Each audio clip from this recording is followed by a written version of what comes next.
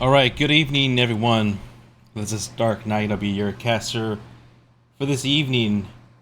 We have a Division A playoff match between OnePunchMonk and CM After Dark. This is round 1 of Season 17 of NGS. We just got finished with our map bans and choices. We had OnePunchMonk opting for map pick. Maybe I can move over real quickly to show our bans.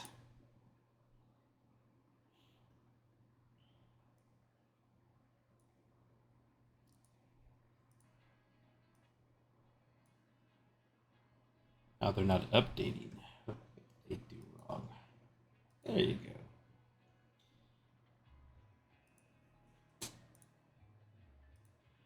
We had Cursed Hollow and Dragonshire being banned out by OnePunchMonk, with Volskaya Foundry and Towers of Doom being banned out by CM After Dark.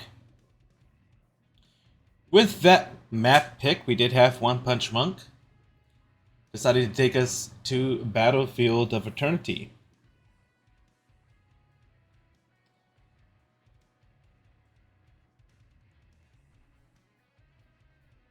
We have everybody in the lobby. So we're probably moments away from getting started. Moving on to draft of game number 1. Tried to look up some little bit of information on the teams. It looks like OnePunchMonk did win their first meeting over Clouded Minds After Dark.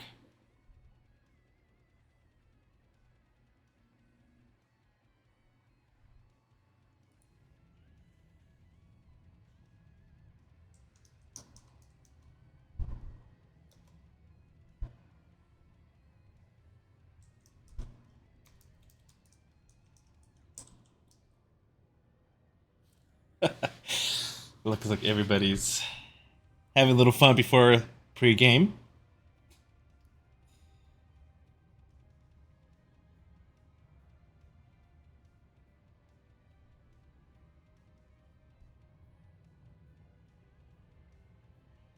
So far, it's been exciting first week in NGS as far as playoffs. A lot of different matches this past week.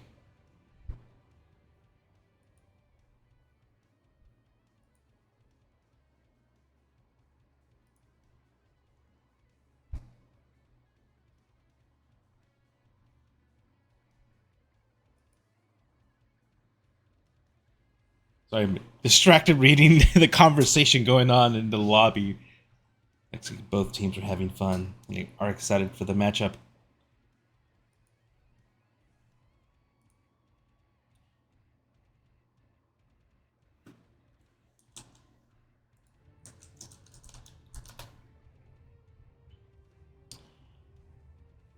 So we did have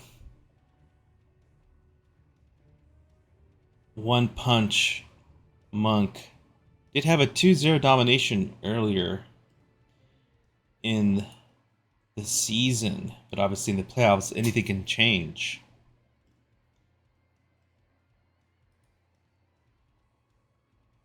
But with that, it looks like we are moving into game 1 already. Moving on to our draft.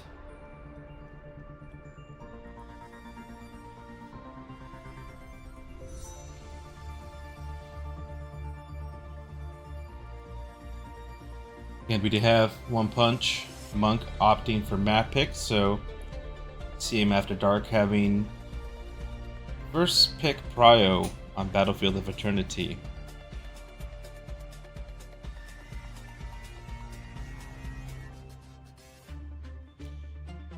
Trying to look at what they did last time.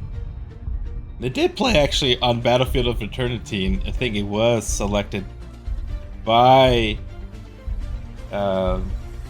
OnePunchMonk. So it looks like they're trying to do a replay of their first meeting last time, it looks like OnePunchMonk had an interesting comp with a Hogger, Li Ming, Genji, Blaze, and Whitemane, so that explains the Whitemane ban. Whereas Team After Dark looked like they had a Maltail, Rhaegar, Vala, Anub, and Zul'jin. But this time, although in their first matchup they had the Li Ming being selected on the side of OnePunchMonk, they're opting to ban it.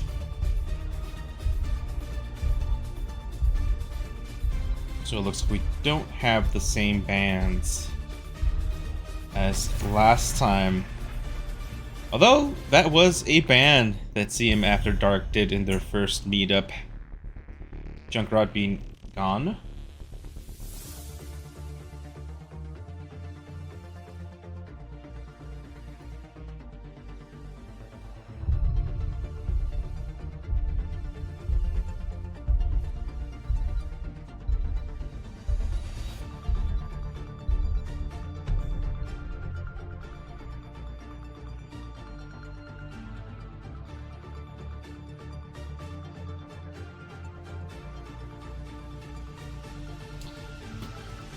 We have Tychus ban followed by a Vala first pick.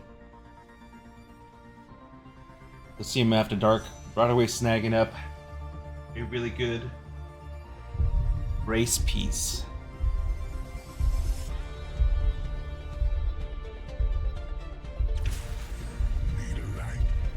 You have Blaze and Brightwing being selected on the side of a OnePunchMonk.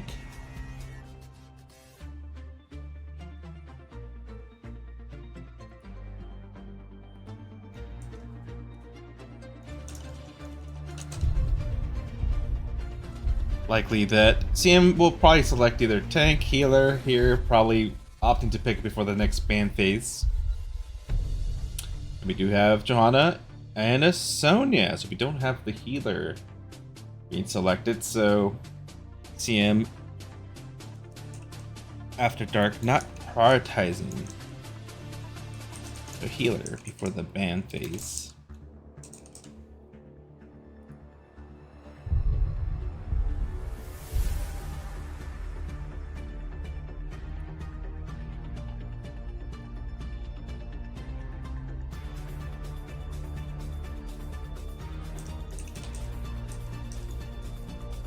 We do see Anduin then being banned out.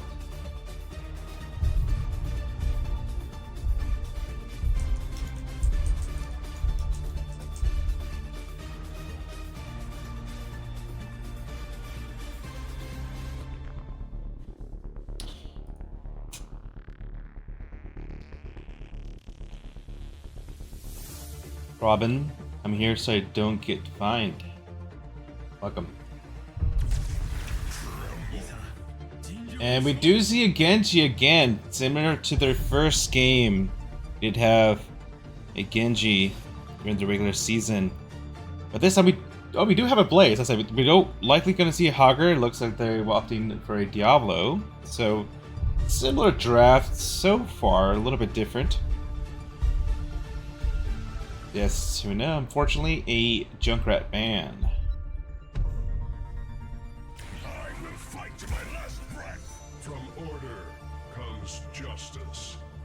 And then with that, we do have CM After Dark picking up their healer with Rhaegar, followed with a Tassadar. So, interesting.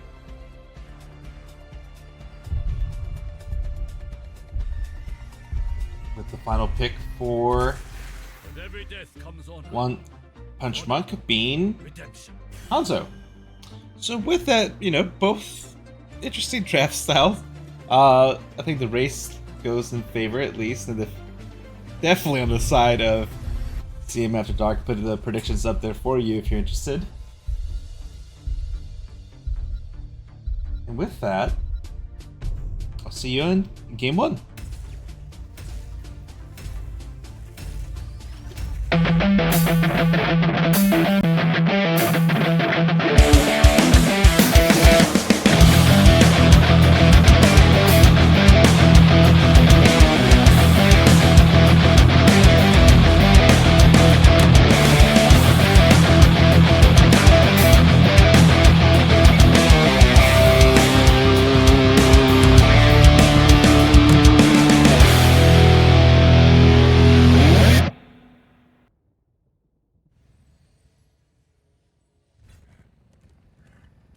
Right, welcome back.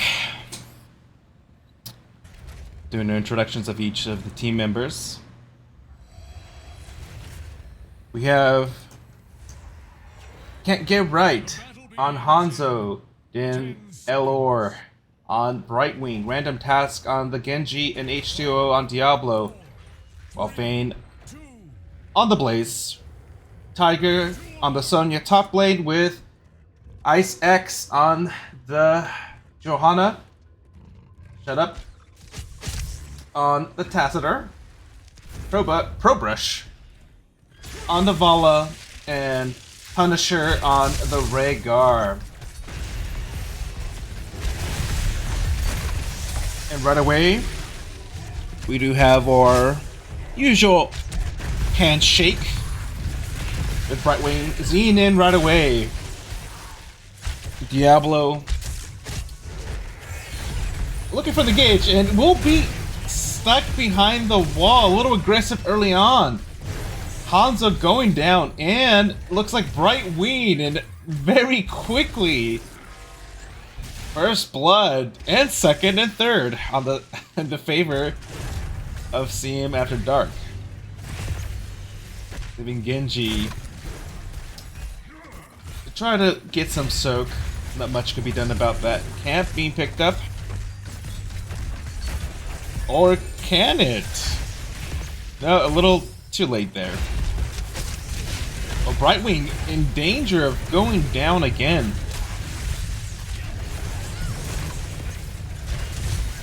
And we do have Diablo going down, but they trade with Ballad right away. Lots of brawling going on. All the while, Sonya getting some value, and Blaze goes down. Wow, really good job. And with all those kills, we already have a level lead. Both teams with about 2 minutes in the match, opting to get their bruiser camps. But if you are OnePunchMonk, not what you want to have happen. And we do see him moving over for the invade with 4 members, and Diablo low does go down. Very good invade. Hanzo gets away with was it like 15 health. And a very strong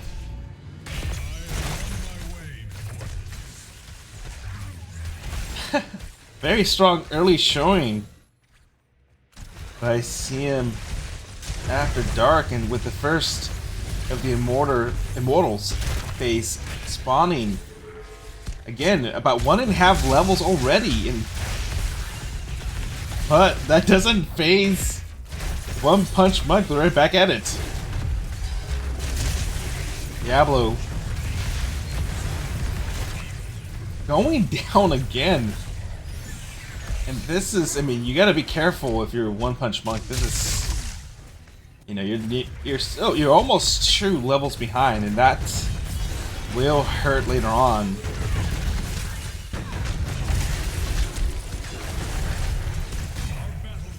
And CM After Dark melting that first Immortal, at least to get it to halftime. Blaze trying to keep up the soak, but it looks like OnePunchMonk won't be able to defend this, and will instead opt to try to race the Immortal and do as much damage as they can. But without the Hanzo there, not much they can do. They were able to close the soak a little bit, but it's still about a level and almost and a half, and so that's something to be aware of, that likely CM After Dark is going to be reaching level 10 first, and that's going to put OnePunchMonk in a rough position. So we do have the first Punisher moving up to the top lane. And this is something to note as well, that with a Genji, there isn't much clear besides the Hanzo. If CM After Dark can secure the kills on that Hanzo, leaves him with not much defense. And Diablo having to pull Soul Shield and goes down again, and that's, I think that's number 3, correct, for Diablo. And still relatively healthy Immortal, and with random and Hanzo very low, forced to back up, and this is a very good first Punisher. You probably not only taking the top keeps walls and towers, but about just over or just under half health taken away, and especially on this map within 5 minutes, that's a huge objective for the first Immortal. We do have an aggressive rotation by OnePunchMonk. Diablo getting in there. Vala getting low, being chased down by Hanzo and Genji. We do have Rhaegar go down.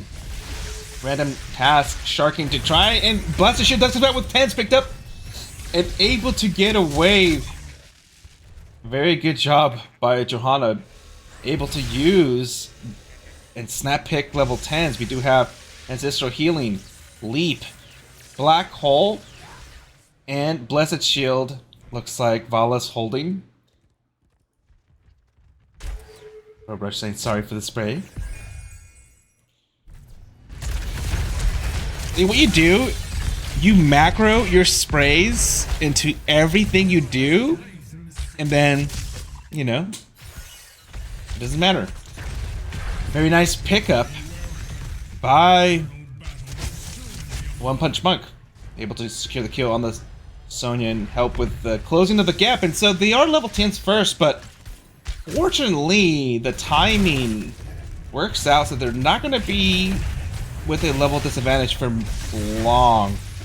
Blaze is having to respond to clear that top siege camp, but see him after dark able to secure the bottom fort. And so with that, we do have 10s online. Vala did go Rain of Vengeance.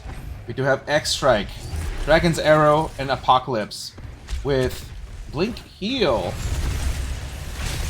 Diablo going right away. Right Wing going in with the APOC combo leap, follow up, and the members of CM Punk low secure the kill on Brightwing, as well as Diablo going down. Blaze able to get a stun out, but Hanzo unfortunately does the baby agility and gets nowhere. Oh, you hate to see that. With a 5-team wipe.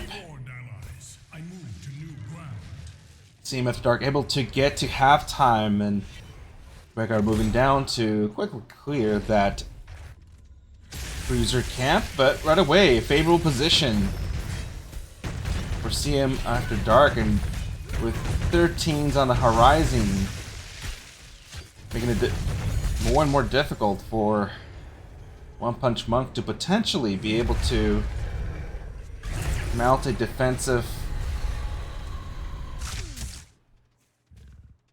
position. You have Brightwing trying to do best to soak. Again, Team After Dark 2 levels ahead with a 13 advantage.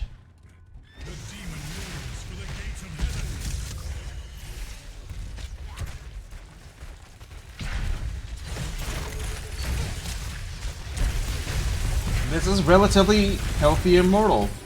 It was about to full shield. Give Brightwing coming in to give heal to Genji. With the Blessed Shield coming out on the Genji. Able to reflect damage, but the Ancestral Healing falls on the Johanna and able to ensure that Johanna doesn't go down.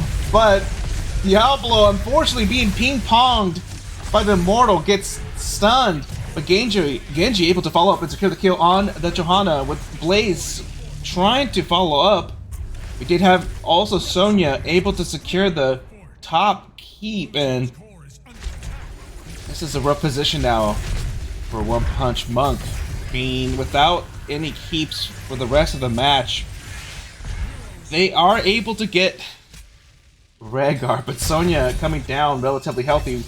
Members of OnePunchMonk will have to back up. Oh, Sonya's actually now potentially in trouble if Diablo's able to get there, but it looks like they're not going to be able to chase the Sonya down. And so with that first Punisher, they're able to get great value, and obviously with the second one, able to secure both keeps, and this is a real rough position to be in at this point. It's, you know, especially when you've done practically no damage to the opposing team.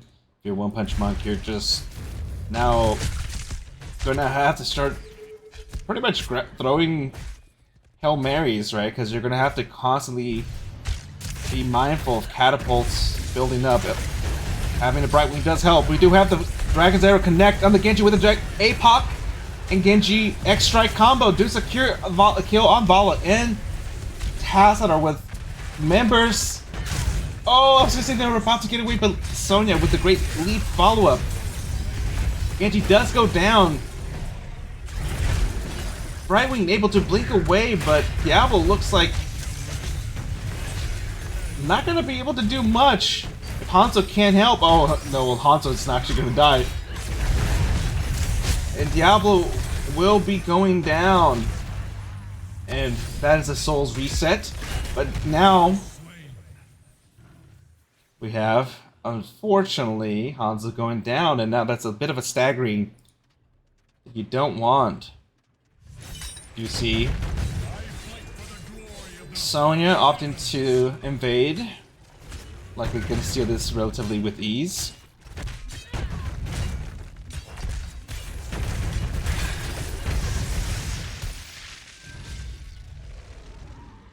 And again, with 16 level advantage, it just OnePunchMonk not able to do much.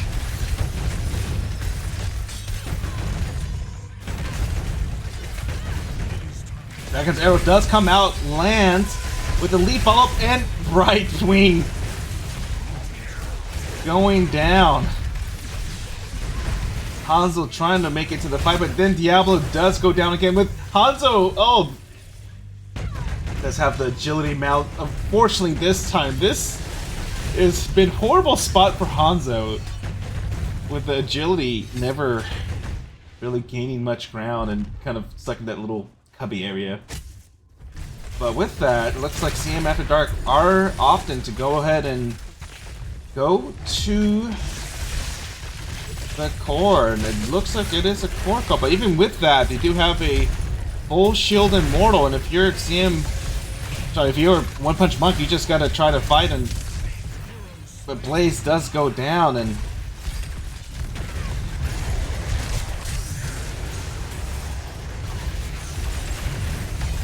at this point, you want to try to fight ahead of the Punisher to try to see if you get any kills, and then focus the Punisher. But it looks like Brightwing trying the best valiant effort to try to defend the key, but don't think Brightwing will be able to do much, especially when Brightwing is dead. And with that, we do have game one going to the side of CM After Dark. GG.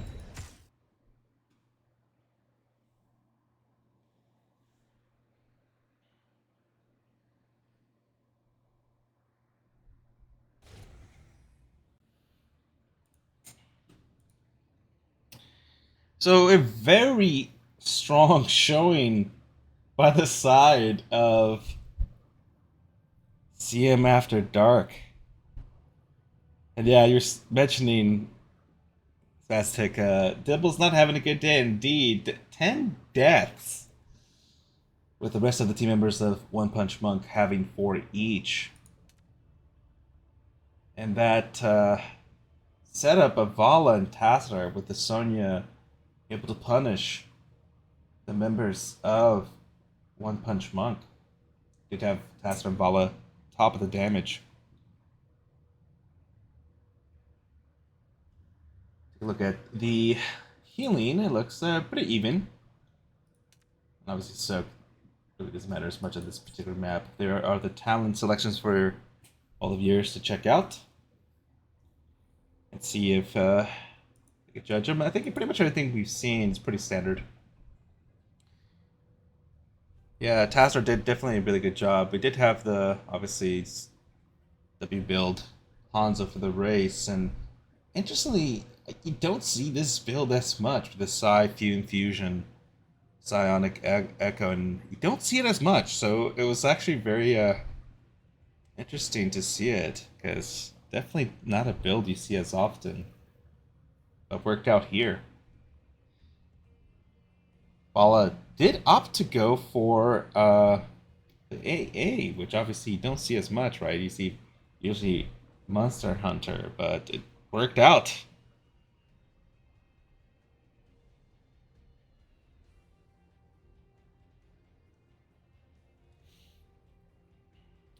To update my info in the match, we did have game one going to the side of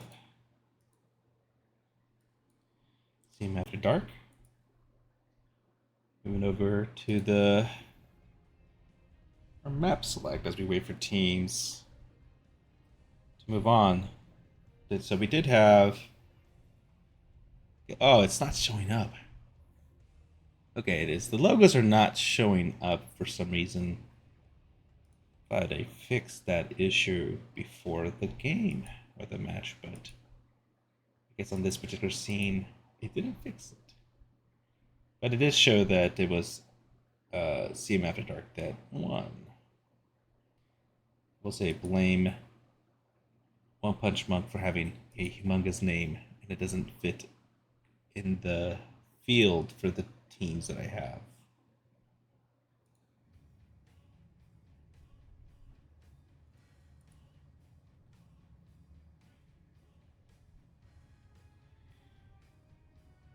So, unlike their first meeting during the regular season where OnePunchMonk did win, this time CM After Dark able to get a win. So, we're not going to see a domination victory from OnePunchMonk this time around, but obviously we have the potential for 2 more games.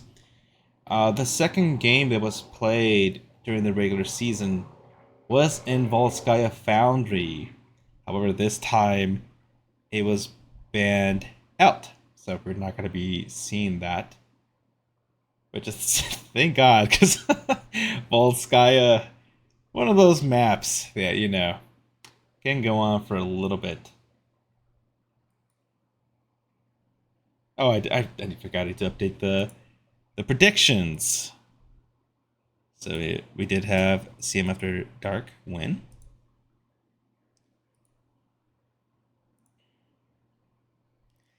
With 75% of you were selecting CM After Dark. So I imagine I'm trying to figure out what other maps, looking at the statistics from the teams of what they played the most. Let's pull up some of this information.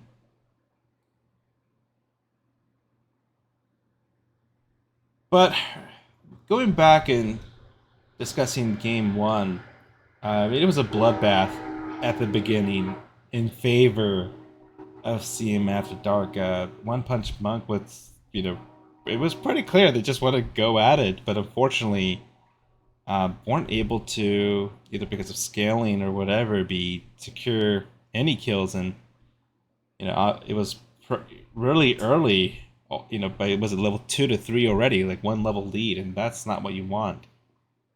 After that, we did have during the first Immortal, CM After Dark able to secure it and also get amazing value, being able to not only to get a fort, but also about almost half of the keep is substantial. And then with the second Immortal secured by CM After Dark, at that point we're able to secure both keeps, and obviously at about, what was it, 9 minutes or so, that's just too much, right? They were able to get about a 2-level lead at that point and had 16 advantage.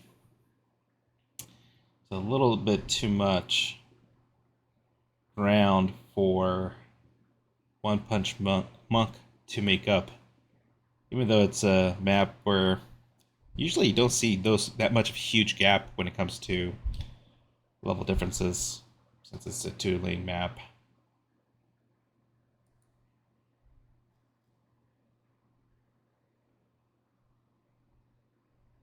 Thanks, the fungus. So we're still waiting for teams to decide, or at least I'm waiting for them to post where we're going next and who chose it.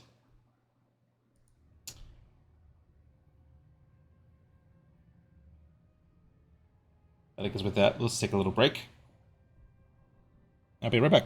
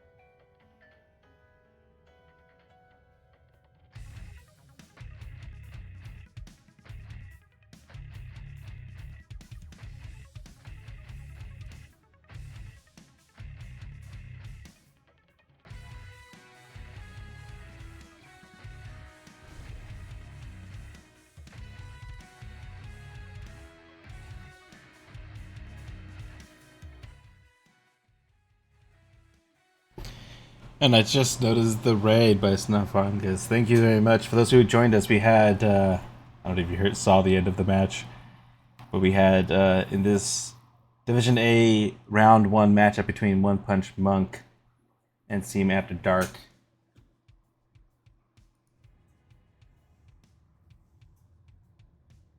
Now, Shadonas, thank you again as well. Well, those of you welcome. So I guess it's a good time to kind of summarize what happened. We had Game 1 being selected by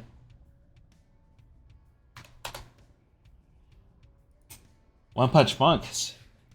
We had Volskaya and not Braxis. Towers, I should say.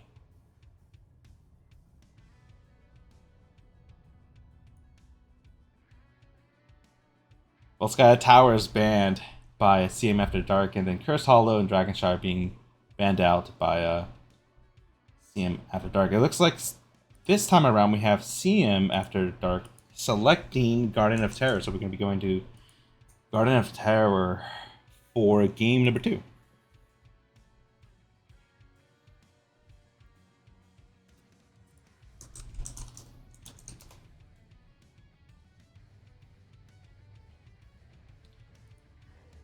Trying to look at some data. Let's see on looks like if they select it, obviously it's going to be a map that they prefer, or at least are inclined. But with that little time, we're going to be actually moving into now draft for game number 2. So let's see if we're going to be able to see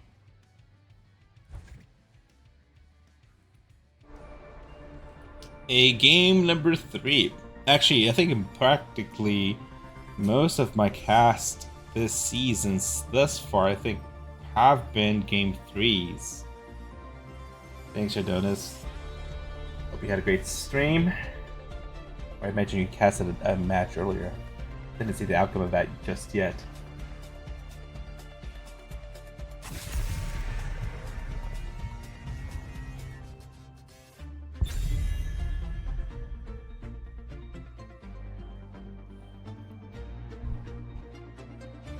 By the way, we do have Vala being banned out. I was gonna say that Vala was able to do quite a bit of work. Even not going, you know, the typical, what you would expect, Q build. I mean, I think you can make the case for both builds. And again, we do have White Mane being banned out. So I guess, same after dark. Learning that they don't want to deal with that White Mane from their first meetup.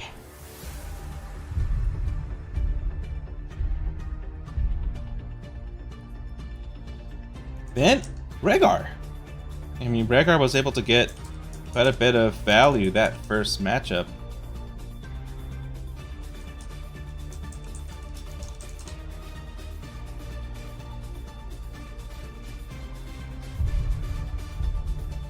You have two heroes from the previous match that we're not going to be seeing or this time, and then Seeing After Dark is going to be opting to ban out Stukov. A little bit of a healer choke. We did have Vala be picked up first time, so that's not going to be happening this time. And we have Augur. Obviously, this is a very good map for Augur. Interestingly, I think in their first matchup, OnePunchMonk played Augur on Battlefield of Eternity, and obviously did well. We do now have Junkrat being picked up, and Junkrat is always annoying, always useful.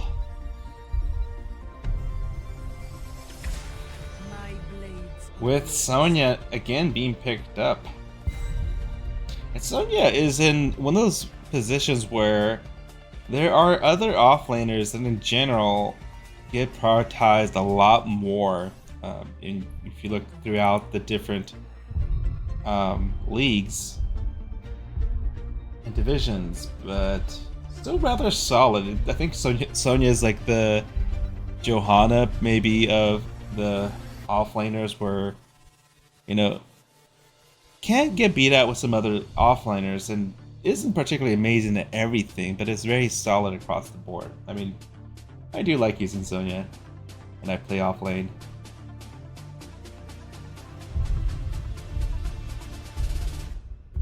And with that, we do have Tychus and Deckard. Ah, it looks like CM After Dark did a little homework, and we're potentially sniffing out a double healer or with a Uther tank.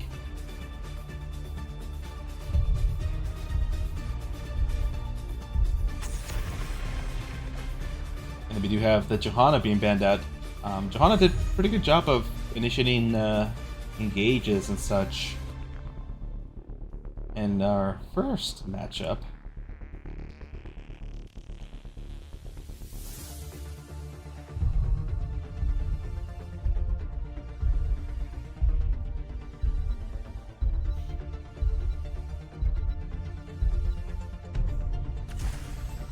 With Anub, how's the Anduin and Anub?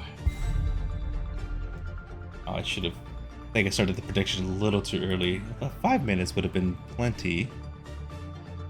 I think for those of you who followed us recently, hope you're having a good time watching this round 1 playoff match for NGS.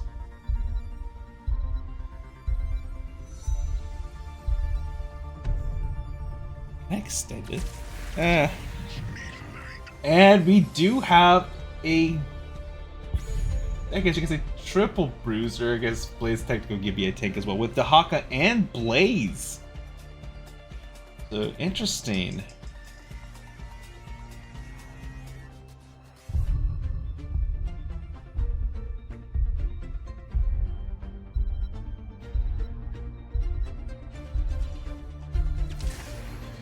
And that we do have Greymane.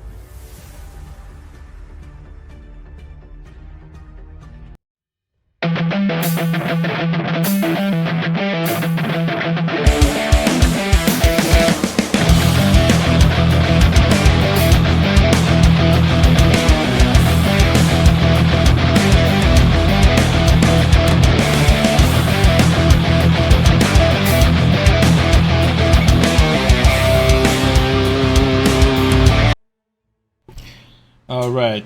I tried to run out real quickly and use the bathroom, and I made it back. And anyways, with that, we do have game number 2 on Garden of Terror. Maybe a little TMI, right? 5, 4. We do have Deleanor on the Deckard, while we have random task on the Blaze. Can't get right. Tychus H2O on the Hogger, and Thane on the Dahaka. On the side of CM After Dark, Ice X on the Anub. Shut Up and Die on the Junkrat, Tiger on the Sonya, Punisher on the Anduin, and Probe Rush on the Grain Main. Run away, our usual mid lane handshake and Hogger are getting so low, able to bounce away and not go down. So unlike game number 1, we're not going to be having 10 deaths within the first 30 seconds, unfortunately. A lot more lanes. We do have, the rotation of the Junker, but we're able to use the Mind, boop himself to safety. We do have Team After Dark opting to work right away on their top side bruiser. Hogger positioning to do the same. Looks like H.O. did not get the spin. If you're able, yeah, there you go. So you're able to get that spin there. But of course, early on, you don't have the CDR on the E. Can mess up your timing. The first channel will be in the bottom, so this is a favorable position for Dahaka. Able to get this soak and clear the camp, and then join the team afterwards. So Dahaka should be getting quite a bit of value on this particular matchup. Well, we do have Dahaka getting a little bit low, but able to get the stun on the Sonya. But Sonya will be going 30 health. Oh, it will be going down. Okay. Oh, so close. We do have a new go top lane to, I think, initially try to help that Sonya, but while we have Grey just running around with Anduin doing camps, Junkrat able to get a little bit of poke on that bottom side fort of their towers. Dev Augur working on this, although you probably wanted to get this out a little bit earlier. Oh, Blaze getting down, but getting value from that endurance stim pack. Great talent. The best thing is that it automatically gets used if you get low. But with that, we do see a noob able to secure the first of the seeds for the side of CM After Dark. Obviously in a favorable position for CM After Dark, and this time OnePunchMonk doing a better job of not falling too far behind early on. Relatively close, but Tyke is maybe slightly extended and gets punished for that, and do have first blood for the side of, oh, actually that wasn't first blood, it was second, right? Sonya was first blood.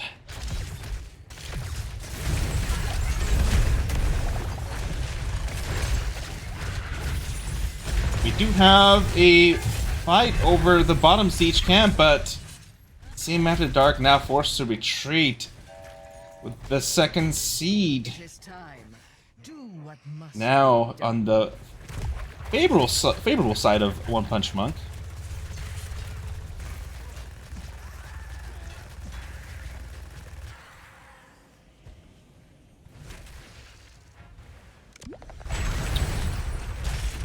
But CM After Dark, seeing most of the members of OnePunchMonk being topside, able to get some value below, but Hogger spins and almost a kind of bad situation, especially if I thought Junkrat had their mind there, and that would have been a bad situation. We do have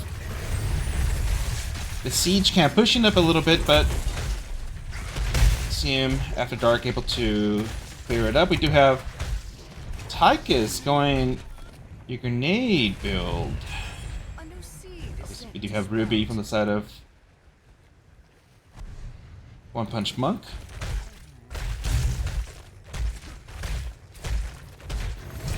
Now it looks like seem a little. Sorry, OnePunchMonk trying to invade, a little too slow, and now Blaze in not a great position, but Cube able to get some value. Looks like Blaze's. I was like, Blaze's stun should be up almost again, but it wasn't. And then now we do have Junkrat doing Junkrat things. We do have to hook up, force to dig below to respawn. We don't want that Junkrat to freely just push. The Haka nut.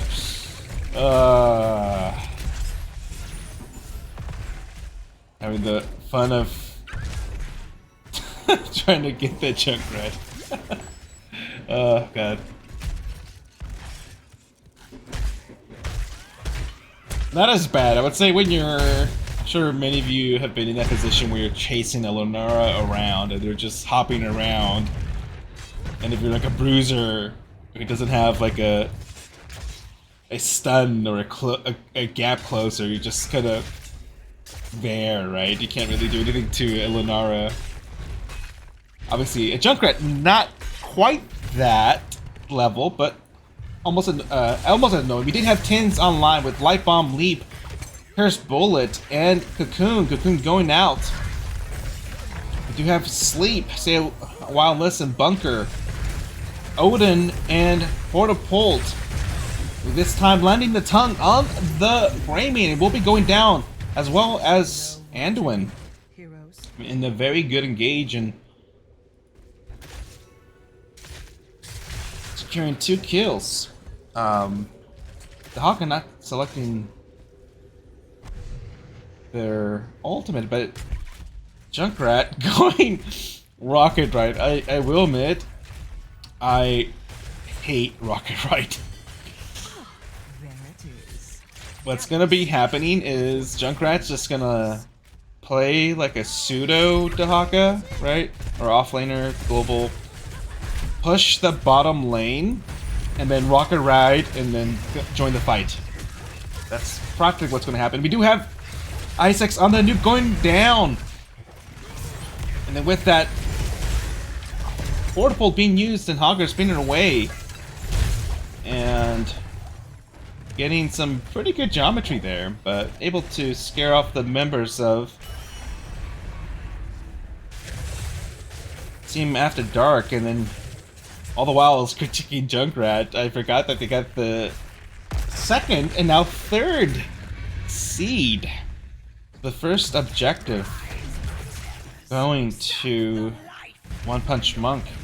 We do have 2 members of OnePunchMonk with Blaze stunning the Sonya. Oh, and it looks like we lost somebody. Or tank lag, it looks like. So I guess we'll wait real quickly, move over. While we figure out what's going on. Oh, there was tank lag. And I guess that not as much of an issue. I mean, obviously that always happens, but I think sometimes, especially when people are playing on different servers and such, it can be more of a concern. So we're still waiting. I know usually there's a announcement when someone leaves. I didn't see that someone disconnected, so it looks like it's just simply lag that one of the members are experiencing. Looks like they're all back. They're starting up the Right, so we're back again.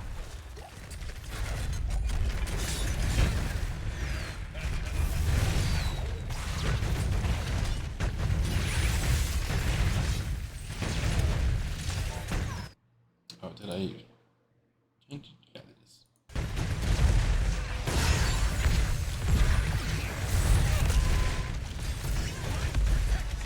Hero slain. And we have Tychus and Decker King going down, with the noob going down. Sonya chasing, all the while bottom lane, Junkrat able to secure the kill on the Dahaka. What a joyous night for a Sorry, I was curse. trying to. I thought I must have pressed something wrong. Whatever. I'll figure it out.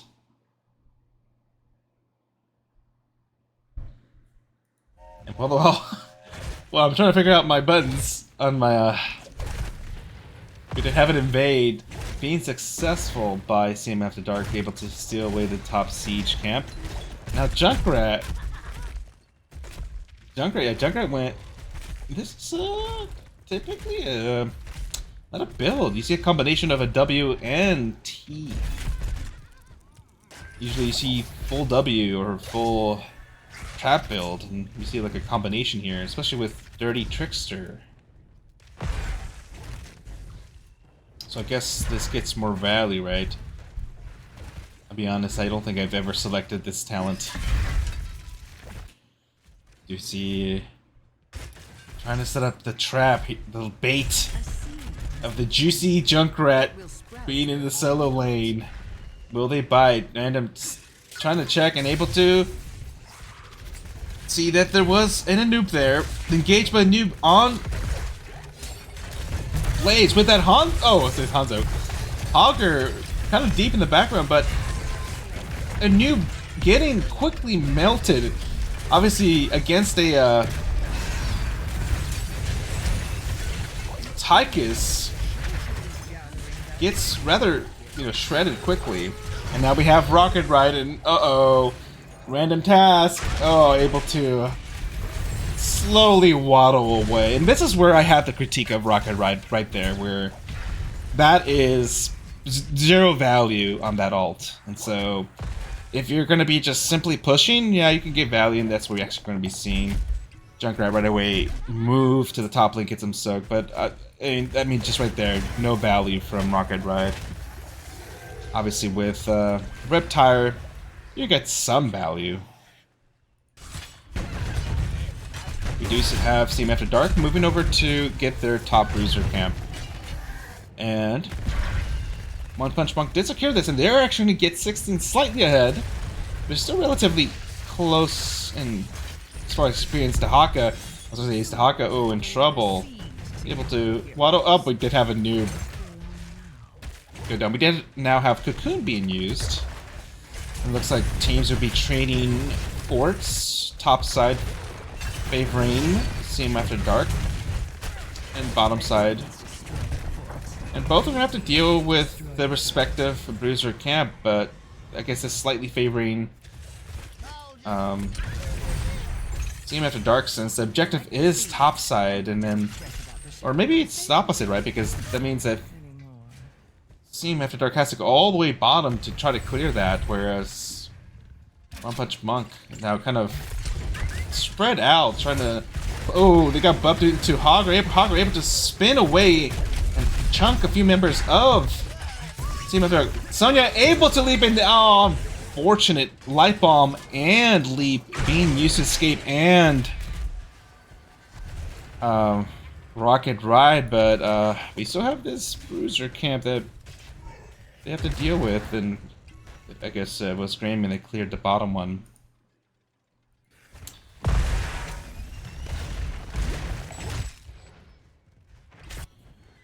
And then now right away, real quickly, we have CM, or I should say OnePunchMonk able to secure their second seed, not just leave one more for their second objective, with now this time CM After Dark not being able to secure any of the seeds and get their objective, but even with that, still able to get structure damage, so not even getting objectives, able to get, I'll say, well, for a second, now they're actually tied, but the fact that OnePunchMonk actually got the first objective, now we see them pushing with Sonya and a Greymane. Quite a bit of siege power, and oh, Hawkeye getting Pierced Bullet, but opting, oh, Sonya gets stunned. You do see the ending pull with the cocoon right away, and Tahaka already used Dig, or Tunnel, I should say. Going down, we do see, with actually technically 4v4, but now Junkrat joining the turnaround engage by a noob. Hogger trying to get away very low, but Junkrat flanking, using up that spread volley to secure the kill on Tychus, and now with that, Team After Dark being, or posturing themselves to take this bottom, keeping Bunker forced out.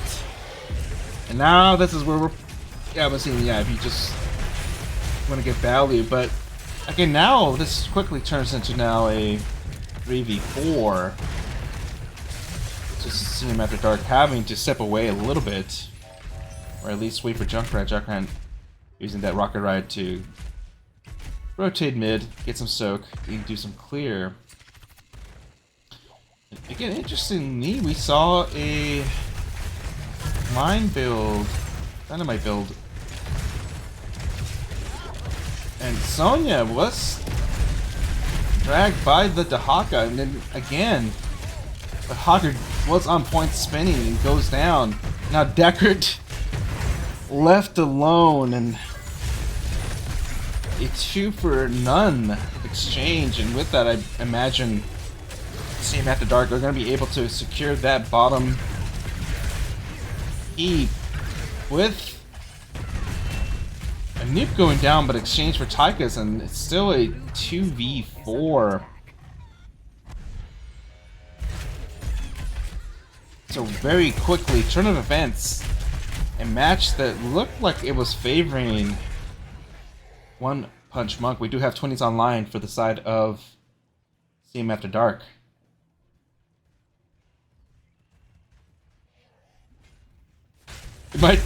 My critique of Rocket Ride, but is Rocket Ride fun? Yes, but we all know that no fun is allowed. This is a Blizzard game, and fun is not allowed. We do have upgraded Light Bomb, Enter Fire, Ignore Pain, upgraded, what's it called? Curse of Bullet, and Rewind, as well as I Hate Waiting. These are I'll say, I typically never see these talents be picked, so kudos to Shut Up, showing us that they are viable. And with 20s now online for, we do have both teams with 2 seats each, but right away looking like for the engagers that you have to be careful. They're split. Hogger hard to pull to the other side, but quickly goes down. 20s being selected. We have upgraded Bunker, upgraded Contagion, Big Red Button, and no control, but Bunker being forced out, and then Blaze forced to retreat. Unfortunately, Tychus got caught in the cocoon, and it doesn't look like they're going to be able to support. Actually very good Ruby. Oh, and Dahaka so low, but very good mine by Junkrat. Deckard will be going down. And so it's been almost a constant stagger for the side of OnePunchMonk. In similar fashion of Game 1, it's just they're not able to get it now a 5v5 fight. And with now the leap follow-up, their first objective, but at this point, all the keeps are practically down. We'd have Blades going down. And it looks like it's going to be kind of overwhelming pressure, and with only Tychus and Hogger left, I don't think OnePunchMonk will be able to defend. We do have game number 2, and the victory secured for the side of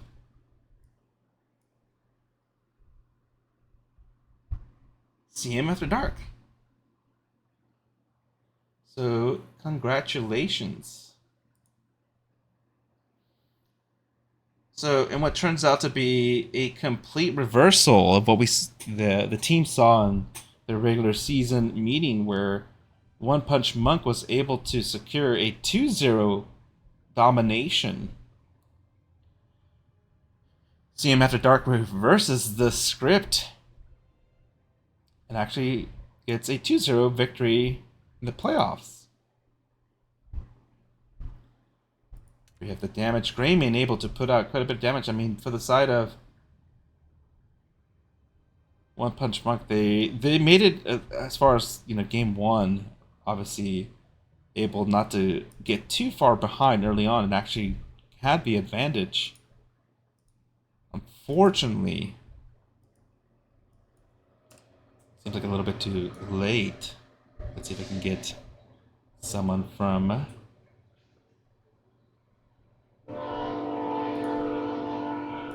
the side of Steam After Dark.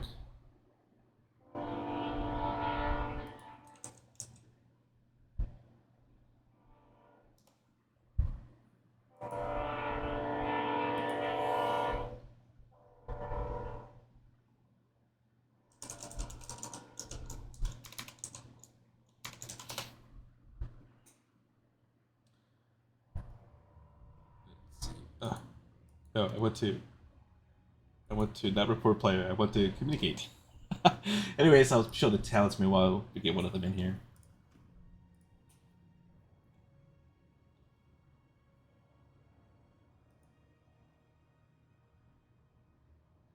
Alright, looks like we have one member joining us. Meanwhile, I'll do my duties of giving points and such. So we did pretty much just, I think everybody this time voted for one. You. Hey, I made it. Hey, how's it going? And sorry, Hey, good. How are you? trying to do a few things at once. So No worries. trash. This is my first time doing an interview. Oh, nice. And so, what's your in-game name? Trash. Shut up and die. Oh, okay. I was gonna say I figured because I saw the all the accents and such. I had a guess, but I was like, I'm not quite sure. It's cute. It's cute, you know? Yeah. So, anyways, first of all, congratulations on your 2-0 domination victory in your first round of the playoffs for Division A. How is the team feeling? Thanks, man. Yeah, no, definitely. We're a really strong team. We got really good leadership there with Tiger, Death Punisher. They definitely keep us in check. I'm from the solo queue world, so it really comes a long way when we have people that are more strategic and are able to tone down the team and guide them together. You know what I mean? So it's been a really good experience. This is also my first time playing NGS. Oh, Actually, really? this is yeah. So it's as far as like I said, I don't even know where to go, right? So it's been really good having those guys there. It's been a really good experience, yeah. And we have some really strong players, yeah. Great. And so, a couple things I wanted to ask regarding the games, and then Mhm. let you go celebrate with your teammates. But moving on to the first game, I believe the first game was very much the same as what we saw in the regular season. And I'm trying to look at the information there, but I know that One Punch Monk was able to secure a 2-0 victory during the regular season. So with that, I guess for those who are not an NGS or for those who are joining us, we have quite a few viewers right now. How did you go about approaching that? Because obviously, when you lose to a Mm. team 2-0, then you have to play them again in the playoffs, right? You have to have a certain mindset. Yeah, not a concern actually, because I got hamstringed by whoever thought I was smurfing, which was a bit of a letdown, honestly, being NGS first timer. All of a sudden, they created all this issue. 1 hour before the game, Snarfungus messaged me, and she's like, "Oh yeah, you're suspended." It's like, What?" Oh, Um, Lion Buzz though was able to like set it straight, but DOS and or Ergo, I was unfortunately able to miss that game. So it probably wouldn't have been 2-0. Dark Unite. That ah, being said, no, we definitely we did our research and we came up with some good strategies, some good bans, and again, we played to our strengths and their weaknesses, and it worked out. Yeah, that first game was quite intense. At the first 3 minutes, I think right away we saw Yeah. about like 5, 6 deaths within the first, even before level 2, and I think that kind of set the pace because right away you had like a 2 to 3 level lead, so 1 level lead, Right. Yeah. and I was noting that you got to be careful because it may not have an impact early on, but it can later on, and with that you were able to kind of take advantage of that and secure the first Punisher and Immortal, I should say, and then get practically to the keep. And so, Yeah. Right. what was your approach after that? Because you get a very successful Immortal, and then it's one of those you get very excited. So, how do you temper yourself to make sure that you're not getting too far ahead of yourself with we got a great Immortal? See, it's like the way I see it. It's the first few objectives, at least the first one or the second one. It's like boxing. You're just kind of feeling each other out, right? Um, I don't know if I'm allowed to like shit on people, but like they were making some mistakes, and thus you're able to punish that or take advantage of that. So then we felt really comfortable, getting up to the keep, right? Yeah.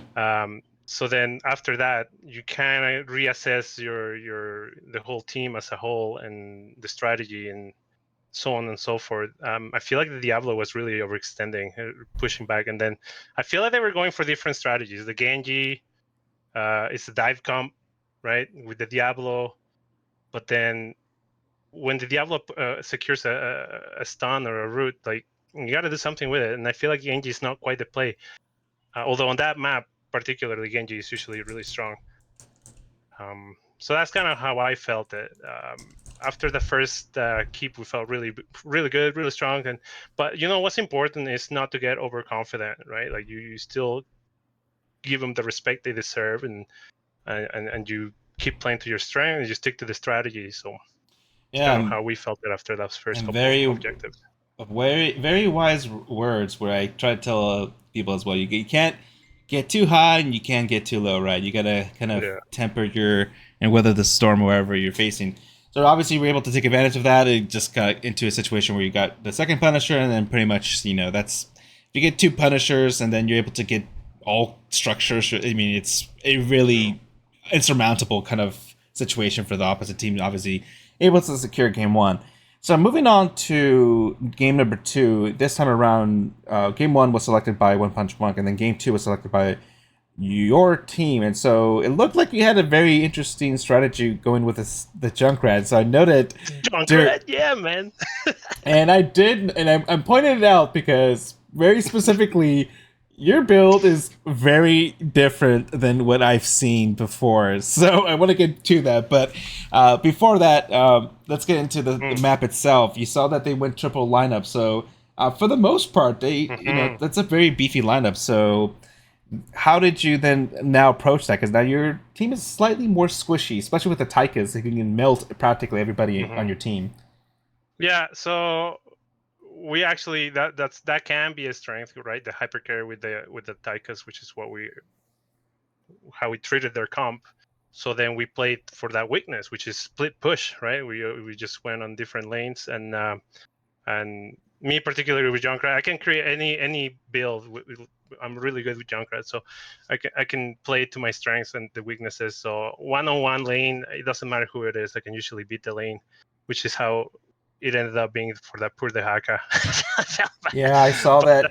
There was an exchange downstairs where Dehaka was trying to chase you, and you were just like slowly walking. And I mentioned earlier, I was like, this is just, it feels like playing against a Lunara if you're an offlaner. You're just like, you can't get the Lunara, but it's so close. I just kept hugging my traps. Yeah, and obviously, but it was good. So we definitely played to that. Like they were going for something, so we played to counter that. Yeah, that was basically how the game got lineated. So then we just kind of split pushed so that we could not play into the Taikas play. And highlighting that you had a kind of split push approach, and you pretty much lost the first like 6 seeds or so, right? Or 5 seeds because they secured 1. But I also mentioned that even though they got the first objective, you were even in structures practically. Right. Yeah. And yeah, I saw that actually. I noticed that. That's very keen of you. But again, it was because we were still pushing and playing to that strategy. We just stuck to the strategy, really. Like, it's just, if you do 3 bruisers and a Taikas, I mean, there's only one way to go, right? So if you Yeah. play for that, if you play into that, yeah, you're gonna get probably destroyed. So at least until you're level 10, you're able to have a different approach to that kind of comp. So that's what we did, and it ended Yeah. up working out. And I will be fair and honest in that I critiqued the Rocket Ride pick because it's one of those Yeah. talents that Mm. it is fun because It's I a think bit. a few people in chat were saying, well, Mhm. is it fun? I'm like, yes, but you're not allowed to have fun. We're here to work, Right. right? Yeah, so that was also a very strategic move. My build is actually not. I don't go traps at all. I go all damage, and I do go rocket right. However, this game, I'm ashamed to say, I did not land a lot of rocket rights. But again, That's what I'm saying because there was a few of them where you literally got no, no, because yeah, whiffed completely. I think I got in my head, like, if you pick rocket right, you have to land them, right? Period. End Yeah, of story. But again, because I was off, like, this is not usually how I play Junkrat off lane. You're very vulnerable, right? And yeah, you could see how they tried to dive me 2, 3. The traps is just not enough. So basically, it's just an escape. yeah. So in this case, Well, it was an escape. Whether you what land I something or not, you survive. what I thought you were going to do is what I've seen people do with that build, similar build, in that you're pretty much just like an off lane Asmo where you just push a lane, you force a Mm, rotation onto you, and you just rock around into the structure and go back somewhere else, right? sure. Yeah. I thought that's what you're going to be doing. I didn't see you do that too much. You saved your rocket ride for team fights and I, whiffed it. so But that is exactly what I was planning. I actually didn't get much of a chance because they weren't really like killing me. So I was like, oh, okay, I'm just gonna fuck around with it, I guess. yeah, and I guess that worked out. But anyways, even with I guess it was and eventually you were able to get in a position where One Punch Monk was similar to Game One, where they were just starting to just stagger deaths, and it seemed like they Mm, never could be in a 5v5. That's pretty much what happened. Is that they just never were in a 5v5 against you for like the last 3 minutes or so. It seemed. mhm. Yeah, Um, I think it just caught up with them. Right? It's just that the triple bruiser just yeah, and with so the Taikas. Yeah. but anyways, you were able to take advantage of your push. Your split pushing strategy worked out, and you were able to, secure the last seed to get your first objective. But obviously, the most important when you practically had taken out all the structures and able to march on to core and secure game number 2. And so, moving forward to the playoffs, and I guess I'm trying to look at the playoff layout. Do you have an idea who is your next potential matchup now that you're because you're in the 4-5, so that means you play the winner of 3-7, correct? Sure. Or two Again, I seven, have two no idea. seven. Yeah, it's 2-7. I believe you play. And so, I mean, I guess of the remaining opponents, who are you particularly interested in playing then? I want to play the people we lost against, just because it'd be good to get that rematch, Yes. grudge match, right? Oh, I guess you Other than got that, one the only down. other matches. You got one down, right? That's right. Yeah, so I mean, I think so. They were a pretty good team, I think. So I guess that's what I'm looking forward to playing. But you know Oh, what? Every team has different strategies and different mentality, and that's always been interesting, just to kind of challenge that and beat it. Right? It's like chess.